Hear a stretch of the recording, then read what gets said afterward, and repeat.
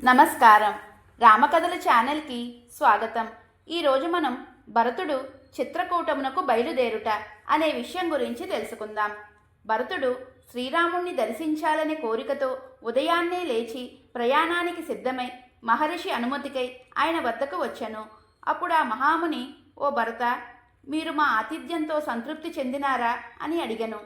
ఓ మహర్షి, మీ అతిథి మర్యాదలతో నేను మా పరివారం పూర్తిగా తృప్తి చెందితిమి. మీ అనుమతితో మా అన్నగారి దగ్గరకు బయలుదేరుదామని వచ్చాము. ధర్మాత్ముడైన శ్రీరాముని యొక్క ఆశ్రమం ఎక్కడ ఉందో తెలియచేయండి. అక్కడికి వెళ్లే మార్గం దయతో వివరించండి అని వేడుకొనెను.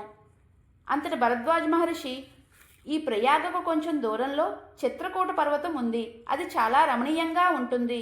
అక్కడే శ్రీరాముని పర్ణకుటీరము కలదు. అందు సీతారామ లక్ష్మణులు నివసిస్తున్నారు. భరత, యమునా నది తీరం నుంచి నీకు 2 త్రోవలు కనిపిస్తాయి. మీరు నైరుతి మార్గమున వెళ్ళినచో శ్రీరాముని దర్శనం శీఘ్రంగా అవుతుంది అని చెప్పాను. అంతటి దశరథుని పత్నులు ప్రయాణ వార్త విని సంతోషించి భరద్వాజ మహామునికి ప్రదక్షిణ నమస్కారాలు చేశాను. అప్పుడు ఆ మహాముని భరతునితో, మీ తల్లుల గురించి విశేషంగా తెలుసుకోవాలని అనుకుంటున్నాను, వివరించుము అని పలికెను. అప్పుడు భరతుడు, ఓ మహర్షి, దశరథ మహారాజుకు పట్టమహిషి ఉపవాసం వలన కృషించి ఉన్న ఈ దీనురాలు కౌసల్యాదేవి. ఆమె ఎడమవైపు నిల్చుని ఉన్న ఈమె మహారాజు గారి 2వ భార్య సుమిత్రాదేవి. మహావీరులైన లక్ష్మణ శత్రుఘ్నులు ఈమె కుమారులు. ఈమె మహాసాధ్వి. నా సమీపమున నిలబడి ఉన్న ఈమె నా తల్లి కైకేయి.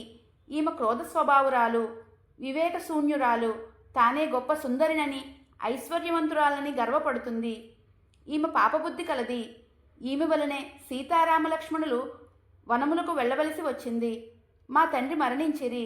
నా కష్టాలన్నిటికీ ఈమె కారణము అని దుఃఖించెను. పరిస్థితుల గురించి తెలిసిన భరద్వాజ మహర్షి, ఓ భరత, నీవు కైకేయిని నిందించవద్దు. ఆమె దోషమేమీయూ లేదు.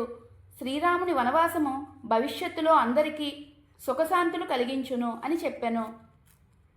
అంతట భరతుడు శ్రీరాముని వద్దకు వెళ్ళడానికి సిద్ధం కావలసిందిగా సైన్యమును ఆదేశించెను. పిమ్మట వివిధమైన వాహనాలపై అందరూ రాముని దర్శించాలని సంతోషంతో బయలుదేరిరి. ఇది ఈరోజు కథ. తదుపరి భాగంలో మరో అందమైన సంఘటనను తెలుసుకుందాం. ధన్యవాదములు. జై శ్రీరామ్.